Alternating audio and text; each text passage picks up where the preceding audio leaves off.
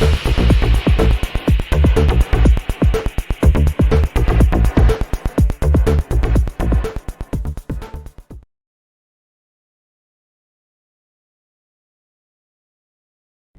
there everybody, and welcome to another video. On today's video I have this BMW f30. This is a 2014 320, and I am going to be changing the battery in this car. It is telling me if you go to that setting of vehicle status, so how to get there, if you're in the main menu from the radio with this little wheel, you go down to vehicle information, press the wheel, and then you go to vehicle status, press that wheel, and then go to the triangle there, select the triangle, and it's going to tell you what it's needed. So at the moment this car needs fuel, and it's telling me that the battery needs to be charged. So in this case scenario, I'm actually going to replace the battery, and to replace the battery in this car, we also need to tell the computer that we are replacing the battery. So, well, let's get started. Gonna switch the car off. Let's make sure everything is off, and we're gonna go to the back and disconnect the battery. So just before I go to the back and disconnect the battery, you will need some sort of scanner, like an OBD2 computer of some sort, to tell the car that you are replacing the battery. You can replace it without doing that. However, the car sort of needs to know that you are changing the battery in order to charge it properly. Otherwise, it may apply a higher charge to your brand new battery and then damage it quick. So the older the battery gets, the car's intelligent system or whatever, it sort of maybe charges it at a slightly higher rate than a brand new battery would be charged at. So I think that's the idea behind having to tell the computer that you're changing the battery. Right, if you get your boot open, and make sure you have your key, because sometimes weird things happen. You just never know. Maybe the car locks itself and then you can't get in. So technically you're not supposed to do that, but I don't know, I'm just being careful, because it has happened to me before. Not in a car like this. This is a bit newish, but electronics are electronics. So anyway, just make sure you have your key with you, and get your boot open. If you take this cover out, you will find your battery in there. It's quite a big battery, and it's gonna be hard to take it out. I mean, as in, it's gonna be heavy. So just bear that in mind. I've got my new battery sitting there, again quite huge and heavy, so even I'm dreading this, to be honest, but it has to be done. So we're gonna need a 10mm socket in order to remove this, and also a 10mm to disconnect the terminals there. Okay, I have my 10mm socket here. I've undone the negative terminal there, just undone it. It's not tight, so you can remove this terminal here and perhaps put it to one side there. I would recommend taking that terminal out before you take this one out, in case this falls in a funny position and then you short that with that. So yeah, and I've already undone this 10mm as well. Get that out, and this one here as well, just to save time. These are not tight, or there's no difficulty in removing them. And then we can undo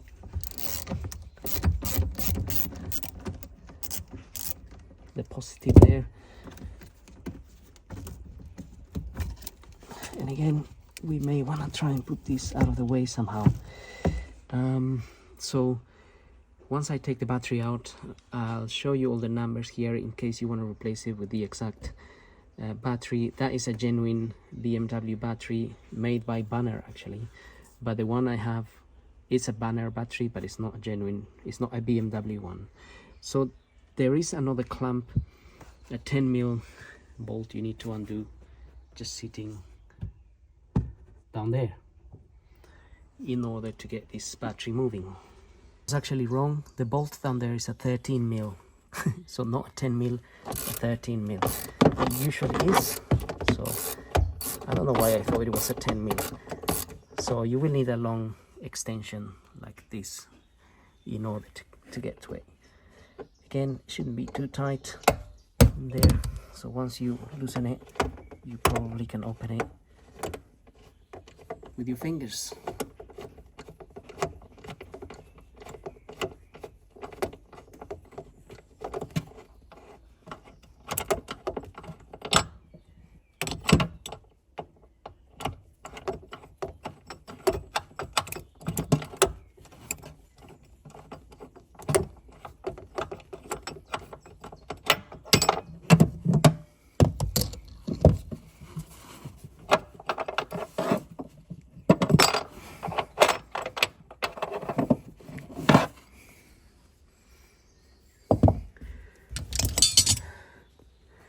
Okay, so this will be sort of movable, but it's heavy. So I don't know how I'm going to do this. I may have to put one leg in here and try to get that out. I think that's gonna be the only way. Okay guys, this is heavy. That's how it's coming out.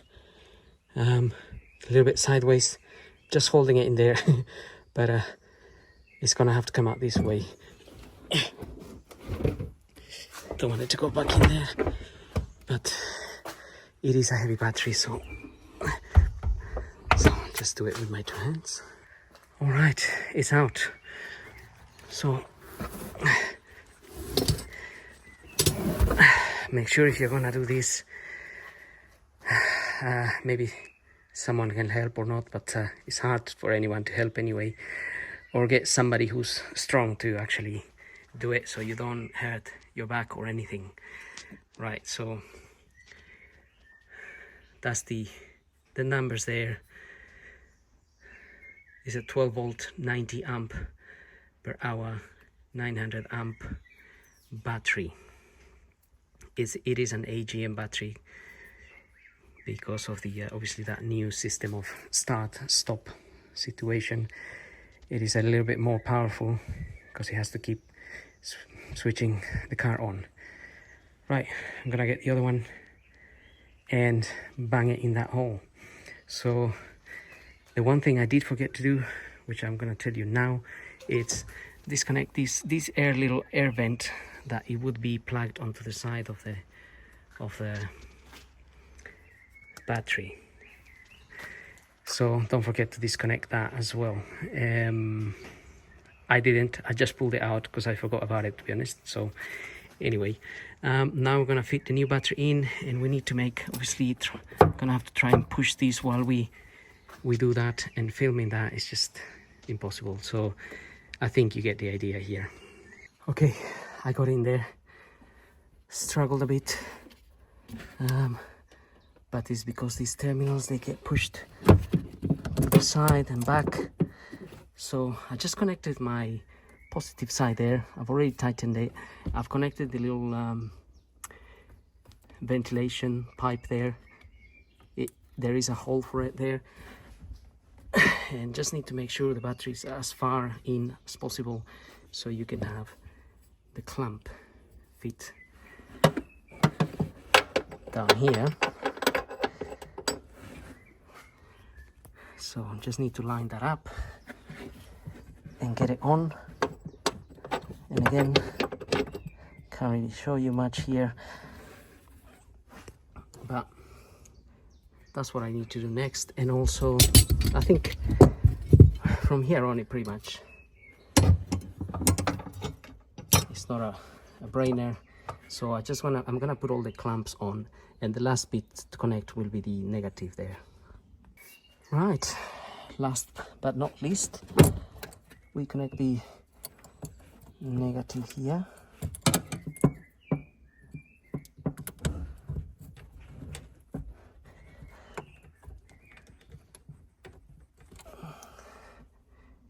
So just connect the negative, tighten that up. You may hear that car comes alive, and we are pretty much there. So what would I recommend you here is be careful with these little wires all around, especially when you put the battery back in, because this gets caught as you fit the battery in, and it pulls the wire and whatnot. So just be careful with all of that. Be extra careful, although it's really hard saying that, because you're holding the weight of this thing while your other hand is trying to get the terminal pushed to one side of it. It wasn't too bad, but just giving you the tips there. And if you're not confident to do it because it's really heavy, just get a garage to do it. I don't think they'll charge that much. Well, they shouldn't really charge too much, I think. Maybe they will charge for the OBD computer programming, but again, if you haven't got that, it's not worth doing it yourself anyway. So let's get going here. I'm just going to tighten that terminal, and then we can go and do the telling the computer we changed the battery. Right, got the battery on. Now let's see what's going on in here. Obviously, hopefully, we no longer have the battery message. So just gonna get car started.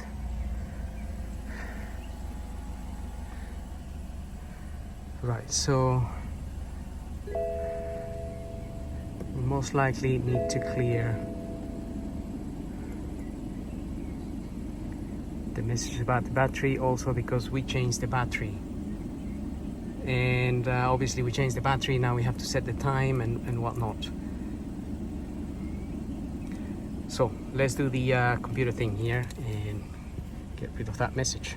So just in case anybody asks, I'm using a launch X431 Pro 5 version 7.03.016. So this can take a little while sometimes, so I'm gonna let it do its thing. Right, so it's just reading the VIN and going into the system. I just pressed the diagnostics button there. So it's an f30.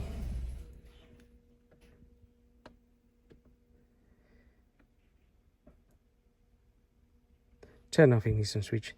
It turned it off itself. I didn't even switch the car off.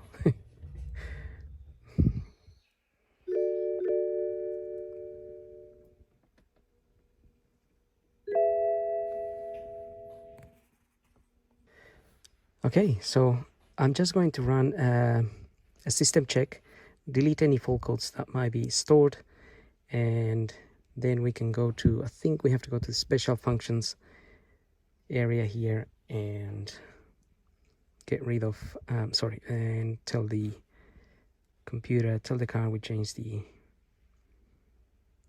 battery. Right, just going to go ahead and clear all of that. Okay, everything is nice and green. Let's go to the special function, maintenance. Maybe maintenance. Actually, let me have a look at where that is. Okay, sorry about that. It's just that I don't exactly change batteries all the time, so I'm a bit unfamiliar, or I kind of forget where the battery thing is, but now I found it. So it's under body here, and if you go down to register battery exchange,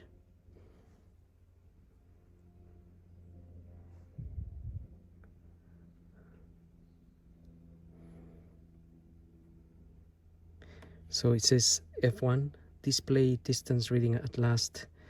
We don't want that. Register battery exchange, so F2 there. And it's going to ask you here if you use the same capacity or higher or lower capacity battery.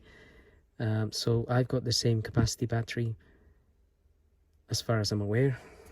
Yes, I just had to go and check. Same capacity, F1. Is it an original part? No.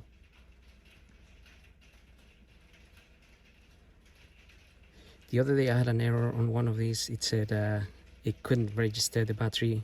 I'm not sure why. Okay, the battery exchange was successfully registered. The following was entered: last battery exchange 3888, 0 kilometers. Last but one battery exchange. And that's it, really.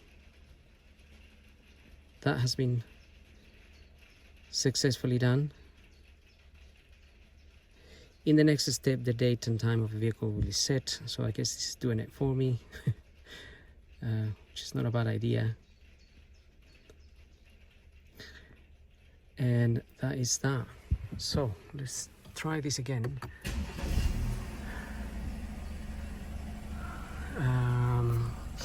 Let's go to, okay, so the battery message is now gone. Go to the triangle again, check that, it's gone. So if you didn't want to set the time and date with this, you could just do it manually, because it was showing you there to do it. So that's pretty much it. Having said that, I hope the video helps. Don't forget to like and subscribe, and we'll see you on the next video. If you have any questions, don't forget to ask. If I can give you the answer, sure I will. If not, I won't. But anyway, thank you for watching.